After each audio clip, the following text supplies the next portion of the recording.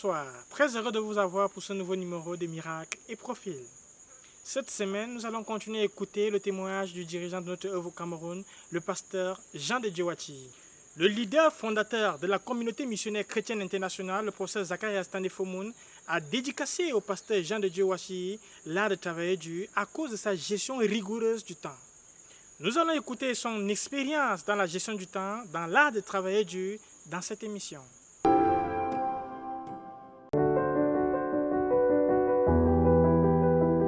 Gloire à Dieu. Une des choses que j'ai appris du frère Zach et qui m'a beaucoup béni, c'est le travail dur. Et comme j'ai eu la grâce d'être régulièrement avec lui, voyant comment il travaillait, très tôt dès ma rencontre avec lui, j'ai désiré travailler comme lui et j'ai commencé à me donner au rachat du temps. Parce qu'en réalité, le travail dur, c'est l'utilisation du temps. Si tu ne décides pas d'utiliser de manière optimale ton temps, tu ne vas pas travailler dur.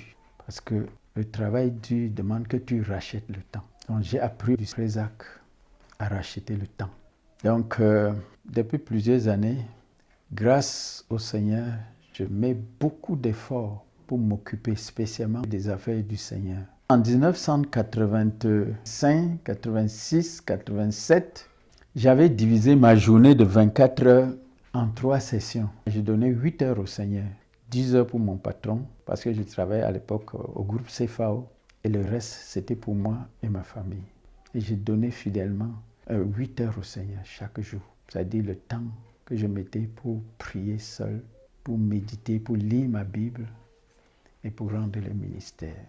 Et j'ai évolué dans mon désir de racheter le temps, mon engagement à racheter le temps et ma détermination à racheter le temps. J'ai évolué là-dessus jusqu'à aujourd'hui. À l'heure où je parle, je donne au Seigneur une moyenne de 17 heures par jour. Il y a des jours où je donne 20 heures, il y a des jours où je donne 24 heures sur 24. Mais la moyenne générale, c'est 17 heures. Et je vais vous dire une chose, c'est depuis 10 ans que je lutte pour donner 20 heures au Seigneur par jour. Parce que je me suis demandé, si ces gens qui ont laissé leur nom dans l'histoire, par exemple comme Martin Luther King, ce noir américain, il travaillait 20 heures par jour. Jusqu'à sa mort, il travaillait 20 heures par jour. Je me suis toujours dit, mais si une telle personne investissait autant d'heures dans les affaires sociales, pourquoi je ne peux pas le faire pour les affaires du royaume? Donc je suis engagé à donner au Seigneur 20 heures par jour, s'il tarde à venir et s'il m'accorde sa grâce. Je me bats. Ici, c'est déjà comment j'utilise une journée. Ici, vous pouvez voir, ça c'est mon compte rendu du mois d'août. Chaque jour, je note tout ce que je fais des 24 heures de chaque jour. Tous les jours. Ça c'est le premier, le 2, ainsi de suite. Au mois d'août, j'ai donné donc 503 heures 40 minutes au Seigneur. Mon objectif était de donner 620 heures au Seigneur. Et au mois de septembre, je n'ai pas encore totalisé, mais j'étais là déjà à 523 heures 53 minutes pour le mois de septembre. Depuis plusieurs années, j'enregistre mes heures comme ça, afin d'être, disons, honnête avec moi-même. Généralement, les premières heures de ma journée sont consacrées aux actions de grâce et à l'adoration. Je le fais de manière fidèle chaque jour, sauf les nuits où je les passe aux nuits de prière. Et à 6h30, nous avons culte familial ici, qui peut durer 45 minutes, qui peut durer 1 heure ou plus. Après le culte familial, je rentre devant le Seigneur dans la prière, dans la lecture de la Bible, dans la lecture des livres chrétiens, dans notre routine habituelle. Jusqu'à l'année dernière, mon objectif était 15 chapitres par jour. Je lisais 15 chapitres par jour. Cette année, avec la croissance au Cameroun, la croissance en Afrique de l'Est et même l'Inde que le frère Théodore vient d'ajouter, j'ai augmenté ma lecture biblique à 20 chapitres par jour. Parce que quand je le fais, c'est pour les autres aussi. À partir de 11 heures, 12 heures ou plus. Je me mets dans les activités comme le ministère pastoral, comme aller au chantier de la construction de la base. C'est de cette manière que j'ai vécu depuis plus de 25 ans. Mais pendant les années passées, frère, je vais vous dire la vérité, je ne joue pas avec le temps. Et je me suis consacré totalement au Seigneur. Je vis pour le Seigneur. Donc, si je ne suis pas en train de méditer, si je ne suis pas en train de lire, si je ne suis pas en train de prier, je serai dans un service du Seigneur. Soit le ministère pastoral, soit la visite, soit le travail au chantier. Je m'occupe et j'essaie de m'occuper pour le Seigneur 24 heures sur 24 si possible. J'essaie de le faire. Et par la grâce de Dieu, je donne une moyenne de 17 heures au Seigneur sur les 24 heures. Je crois qu'avant le retour du Seigneur, je vais arriver à mon objectif de 20 heures par jour. Toujours dans le travail dur, je voyage aussi beaucoup. Au Cameroun, je devais avoir fait plus de 430 localités. Mon fils a récapitulé mes voyages à l'extérieur jusqu'en 2017 avec les dates et les lieux. De 2010 à 2017, j'avais fait 223 voyages à l'extérieur du Cameroun. Ça de 2010 à 2017.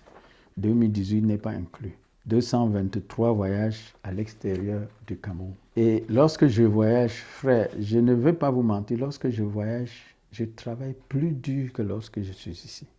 Je suis plus occupé parce qu'il y a certaines personnes à qui tu dois rendre le ministère. Au Cameroun même, jusqu'en 2017, entre 2007 et 2017, j'ai fait 89 vols. Ça, c'est les vols par avion. Ça, c'est à l'intérieur du Cameroun. Donc, chaque jour, il faut que je le fasse. Et je n'ai que 24 heures pour faire tout ce travail-là. Il n'y a que 24 heures. Le lundi, j'enseigne. Le mardi, j'enseigne les dirigeants ici à EDEA, avec une moyenne de 120, 150 dirigeants chaque mardi. Le mercredi, nous avons l'intercession jeûnante pour le Cameroun. Le jeudi, j'enseigne à un centre à Douala tous les jeudis. Et à partir de vendredi, c'est les week-ends dans les localités. En principe, c'est les week-ends dans les églises. Si je ne suis pas en voyage hors du Cameroun, je suis dans une localité, je suis dans une église quelque part, soit pour l'évangélisation, soit pour la formation des dirigeants. Je ne dois pas laisser un seul week-end passer comme ça. Je ne donne pas autant de me conduire, c'est-à-dire laisser que si quelque chose arrive, on le fait. Non, je veille sur mon temps parce que je dois atteindre mon objectif de 20 heures au Seigneur, devant lui et pour son œuvre. Devant lui et pour son œuvre. Je dois atteindre cet objectif. C'est pour ça que je veille sur mon temps. Lorsque je voyage, je suis très rigoureux sur mon temps. Je fais un programme de telle manière que je ne gaspille pas le temps.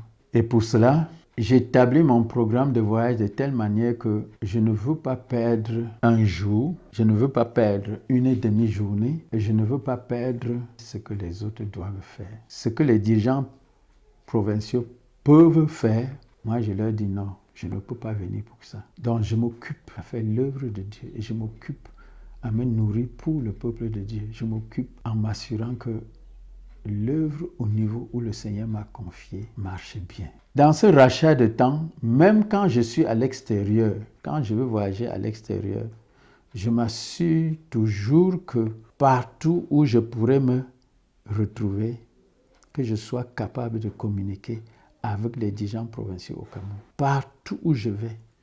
Avant de quitter ici, je vais à MTN, j'ouvre mon roaming.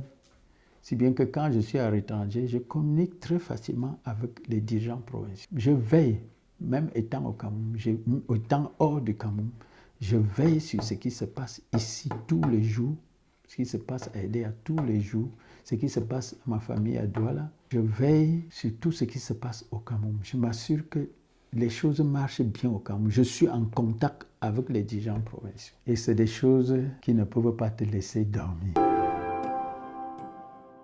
Dieu a donné à chaque être humain 24 heures chaque jour, mais il revient à chacun de savoir comment organiser son temps. Nous pouvons tous nous élever dans des hauteurs dans le fait de racheter le temps. C'est sur ces paroles que nous allons vous laisser. Merci d'avoir écouté ce nouveau numéro de Miracles et Profils. Bonne soirée.